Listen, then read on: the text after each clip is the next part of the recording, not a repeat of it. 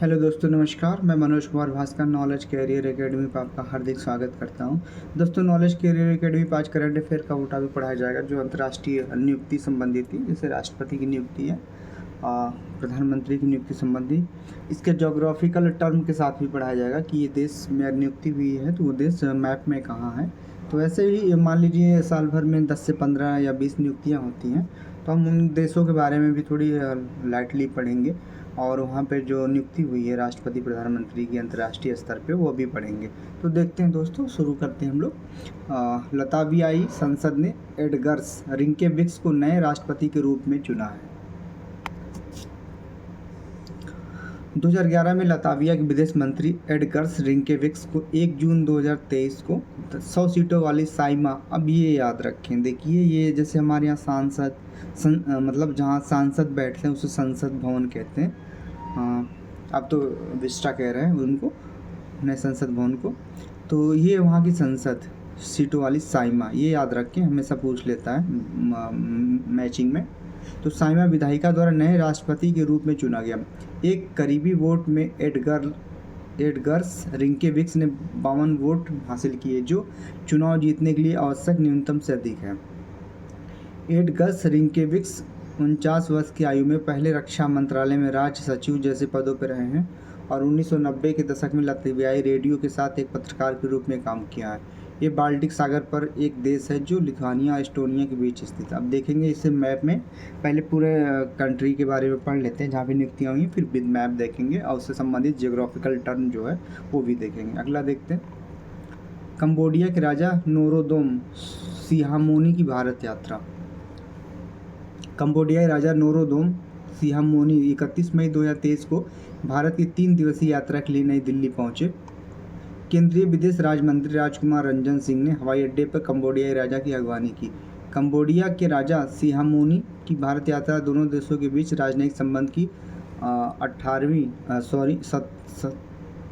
17वीं वर्षगांठ के समारोह की समाप्ति का प्रतीक है। कंबोडिया के राजा की यात्रा लगभग 6 दशक बाद हो रही है। भारत क्षमता निर्माण और मानव संसाधन विकास में कंबोडियाई कृषक सक्रिय रूप से सहायता करता है। अगला देखें, बोला तिनुबू ने ली नाइजीरिया के राष्ट्रपति के रूप में शपथ। देखते हैं, देश के लगातार आर्थिक सुरक्षा मुद्दों को संबोधित करने के लिए बढ़त दबाव के बीच बोला तिनुबू ने 29 मई 2023 को नाइजीरिया के राष्ट्रपति के रूप में शपथ ली। राजधानी अबुजा के ईगल्स स्क्वायर में आयोजित उद्घाटन समारोह में स्थानीय और विदेशी गणमान्य व्यक्तियों ने भाग लिया। एक नेता के रूप में तिनुबू को देश के आर्थिक संकट, सुरक्षा चिंताओं और राजनीतिक स्थिरता की आवश्यकता का सामना करना होगा। नाइजीरिया की अर्थव्यवस्था लंबे समय से चली आ रही समस्याओं से जूझ रही है, जिन पर तत्काल ध्यान देने की आवश्यकता है। अगला देखें, युगांडा के राष्ट्रपति द्वारा मौत की सजा वाले कड़े समलैंगिक विरोधी कानून पर हस्ताक्षर। युगांडा के राष्ट्रपति ने 29 मई 2023 को इस पूर्वी अफ्रीकी देश में कई लोगों द्वारा समर्थित समलैंगिक विरोधी कानून पर हस्ताक्षर की। राष्ट्रपति एओरी मुसेवेनी द्वारा हस्ताक्षरित बिल उन लोगों की अपराधी नहीं मानता जो LGBTQ के रूप में पहचान रखते हैं। नया कानून अभी भी उग्र समलैंगिकता के लिए मौत की सजा का प्रावधान करता है। इसे HIV से संक्रमित लोगों के साथ साथ नाबालिगों और कमजोर लोगों की अन्य श्रेणियों के यौन संबंधों के मामलों के रूप में परिभाषित किया गया है। रेसिप ताइप एर्दोगन ने जीता राष्ट्रपति चुनाव। रेसिप ताइप एर्दोगन 29 मई 2023 को तुर्की, अब इसका तुर्की नाम था लेकिन 2022 में इसका नाम तुर्की कर दिया गया, क्योंकि वहाँ की जो एक जुबान होती है वो तुर्की की जगह तुर्की यूज करते हैं। तो उस चीज़ को उनकी जो नेशनैलिटी उनकी है वहाँ पे इन लोगों की संख्या सबसे अधिक है, तो उनकी जुबान को देखते हुए तुर्की देश का नाम तुर्की कर दिया गया। तुर्की के चुनाव में विजेता के रूप में उभरे और वे अब 2028 तक शासन करेंगे। एर्दोगन की इन कठिनाइयों को दूर करने की क्षमता उनके परिवर्तनकारी लेकिन विभाजनकारी शासन के साथ उनकी सफलता में महत्वपूर्ण भूमिका निभाई। अगला देखें, ग्रीस के प्रधानमंत्री किरियाकोस मित्सोताकिस ने जीता राष्ट्रपति चुनाव। ग्रीस के रूढ़िवादी प्रधानमंत्री किरियाकोस मित्सोताकिस ने 22 मई 2023 को राष्ट्रपति चुनाव जीता। ताकिस की पार्टी ने 146 सीटें जीती, जो बहुमत के लिए आवश्यक 151 सीटों से 5 सीटें कम है। उनकी centre right new democracy party लगभग 41% वोट के लिए बढ़त में रही। नेपाल में वर्ष 2025 को विशेष पर्यटन वर्ष के रूप में मान्यता, ये इम्पोर्टेंट है। 2025 पर्यटन वर्ष मनाएगा नेपाल। राष्ट्रपति रामचंद्र पौडेल ने 20 मई 2023 को घोषणा की कि विक्रम संवत कैलेंडर में 20 मई 2080 के दशक को विजिट नेपाल दशक के रूप में मान्यता दी जाएगी। वर्ष 2025 को पर्यटन के लिए विशेष रूप में नामित किया जाएगा। कोविड-19 संकट के कारण नेपाल में पर्यटन क्षेत्र में काफ़ी गिरावट आई थी, लेकिन धीरे धीरे इसमें तेजी आ रही है। नेपाल पर्यटन बोर्ड द्वारा जारी आंकड़ों से पता चलता है कि वर्ष 2023 की शुरुआत से लगभग 1 लाख पर्यटक मासिक रूप से नेपाल का दौरा कर रहे हैं। अगला देखिए, लीबिया की संसद ने प्रधानमंत्री को किया निलंबित। लीबिया की संसद ने लीबिया के प्रधानमंत्री फाथी बसाघा को 17 मई 2023 को उनके पद से निलंबित करने का फैसला किया। फाथी बसाघा ने लीबिया के प्रधानमंत्री के रूप में कार्य किया है तथा राष्ट्रीय समझौते जीएनए की सरकार का नेतृत्व किया है। वह लीबिया की राजनीति में एक प्रभावशाली व्यक्ति रहे हैं, जो एक चुनौतीपूर्ण अवधि के दौरान स्थिरीकरण के प्रयासों में योगदान देते हैं। लीबिया की संसद का फाथी बसाघा को निलंबित करने का फैसला विभिन्न कारकों और आंतरिक विवादों से उपजा है। इनमें कुप्रबंधन, भ्रष्टाचार या नीतिगत असहमति के रूप में शामिल है। अगला, सेंटियागो पेना की पराग्वे के राष्ट्रपति चुनाव में जीत। सेंटियागो पेना की पराग्वे के राष्ट्रपति चुनाव में जीत। पराग्वे की रूढ़िवादी कोलोराडो पार्टी के अर्थशास्त्री सेंटियागो पेना ने 3 मई 2023 को देश के राष्ट्रपति चुनाव में जीत हासिल की है। चुनाव का फैसला मतदान के एक ही दौर में किया गया और लगभग सभी मतपत्रों गिनती के साथ सेंटियागो पेना को 42% से अधिक वोट मिले। उनके मुख्य प्रतिद्वंदी एफ्रेन एलेग्रे, जिन्होंने कॉन्सेंट्रेसियोन नेशनल गठबंधन का प्रतिनिधित्व किया, को लगभग 28% वोट मिले। इस वर्ष 4% से अधिक की अपेक्षित आर्थिक वृद्धि के बावजूद पराग्वे अभी भी गरीबी और भ्रष्टाचार के उच्च स्तर से जूझ रहा है। तो दोस्तों, ये था अंतर्राष्ट्रीय कुछ खबरें। अभी हम देखेंगे इसमें एक मैप के द्वारा भी जो इम्पोर्टेंट देश हैं उनके बारे में देखेंगे।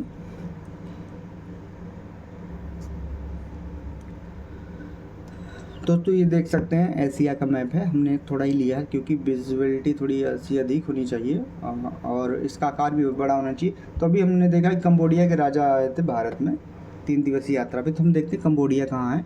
तो देखिए, ये भारत है, ये बांग्लादेश है, ये भूटान है, ये म्यांमार है, ये थाईलैंड है, ये लाओस, ये वियतनाम और थाईलैंड के बीच में आप देख सकते हैं, और लाओस के बीच में एक देश है बिल्कुल गोल सा, ये देखिए पर्पल कलर का, इसमें मैप में दिखाया गया कंबोडिया है।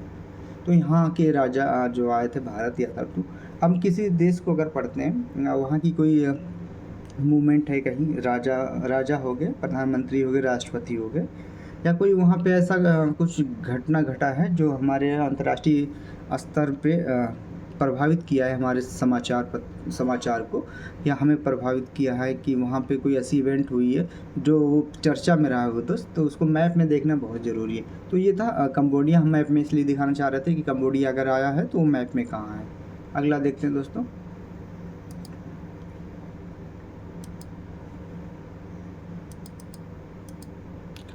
इसमें 3 क्वेश्चन आया था, तीनों को देखते हैं। कि तुर्की के जो राष्ट्रपति हैं एर्दोगन, उन्होंने चुनाव जीता है और वो अब 2028 तक तुर्की के राष्ट्रपति, तुर्की ना कह के तुर्की के राष्ट्रपति रहेंगे।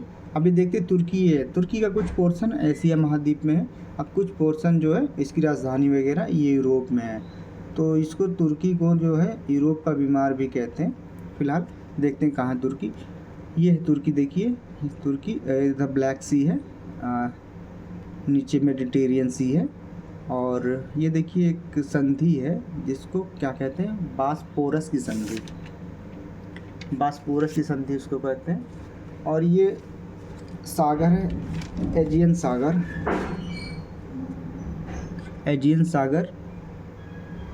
ये मरमरा सागर है। इसके ऊपर जो संधि है बास्पोरस जल संधि, ये छोटा सा दिख रहा है, और इसके नीचे जो है डार्डनेल संधि, ये देखिए ये छोटा सा इधर मरमरा सागर बीच में ब्लू कलर का दिख रहा है। ऊपर इसके ब्लैक सी है। ब्लैक सी और मरमरा सागर को जो जोड़ती जल संधि वो है आपकी बास्पोरस जल संधि, और मरमरा सागर अर्जियन सी को जो जल संधि जोड़ती है वो है डार्डेनल संधि। तो यहाँ पे दो जल संधियाँ भी हैं जो हमेशा एग्जाम में पूछी जाती हैं। तो हम नीचे जो है साउथ साइड में यानी कि डाउन साइड में वो डार्डेनल जल संधि है। डार्डेनल जल संधि को हम डाउन से भी याद कर सकते हैं। अगर हम एक याद कर लेंगे कि अगर नीचे है वो डार्डेनल्स है, और ये जोड़ती किसको है, मरमरा सागर को, एर्जियन सागर को, और जो बास्पोरस जल संधि वो जोड़ती किसको, ब्लैक सी को और मरमरा सागर को। तो ये ध्यान रखें, ये एग्जाम में पूछा जाता है मैथ में। अब देखते हैं दूसरा क्या था। दूसरा ग्रीस देश के बारे में कुछ समाचार था। ग्रीस के प्रधानमंत्री क्रियाकोस मित्सोताकिस ने जीता राष्ट्रपति चुनाव। तो ये है ग्रीस देश। अब ये कहाँ स्थित है, ये देखिए नीचे आपका मेडिटेरियन सी है, आर्जियन सी है, ऊपर एजियन सी है। तो यहाँ पे है आपका ग्रीस की राजधानी एथेंस, आपको पता है, और यहीं से जो ओलंपिक खेल शुरू हुआ था। तो ये इम्पोर्टेंट होता है ग्रीस देश। अगला देखें, अगला था हमारा लताविया की के बारे में कुछ था ऐसे। लतावियाई संसद ने एडगर्स रिंकेविक्स को नए राष्ट्रपति के रूप में चुना था। यहाँ पे राष्ट्रपति चुनाव हुआ। तो अब देखें ये इम्पोर्टेंट क्यों है कि यहाँ पे लताविया जो है ये आपको पता है कि लताविया, बोल्विया और एस्टोनिया, ये तीनों देश जो है बाल्टिक देश कहलाते हैं। चूँकि ये बाल्टिक सागर है, आप देख रहे हैं बाल्टिक सागर है, तो ये देश बाल्टिक देश कहलाते हैं जो इससे सीमा साझा करते हैं। तो बाल्टिक देश तीन है, एस्टोनिया है, लताविया है, लिथुआनिया। तो ये तीन देश हैं, और जो खबर में था हमारा लिथुआनिया था, सबसे नीचे वाला था। तो इसको आप पढ़ भी सकते हैं कौन कौन से। ए लाली, हमने एक ट्रिक बनाया था, ए लाली, ए मतलब एस्टोनिया, और ला से लताविया, ली से लिथुआनिया। तो ए लाली करके तीनों जो देश हैं वो आपके बाल्टिक देश हैं। अब देखते हैं अगला।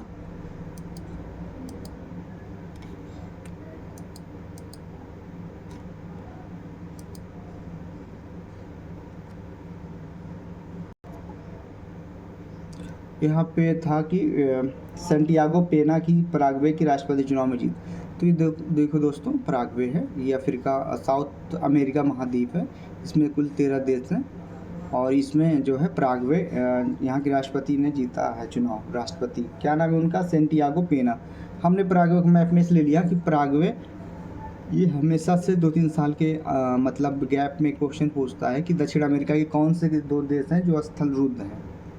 तो एक देखिए बोल्विया स्थलरुद्ध देश है, एक पराग्वे स्थलरुद्ध देश है। क्योंकि पराग्वे और उरुग्वे में बड़ी समानता होती है, तो लास्ट टाइम में वो थोड़ा सा कन्फ्यूजन बना रहा था पराग्वे उरुग्वे में। तो हमारा कोई भी अगर है, तो अगर हम ब्लड प्रेशर को ले लें तो बीपी अगर याद रखेंगे तो हम कभी नहीं भूलेंगे कि दो जो स्थलरुद्ध देश हैं उनका नाम है बीपी, अब बोल्विया और पराग्वे। तो ये ऐसे था दोस्तों। अब अगला महाद्वीप देखते हैं।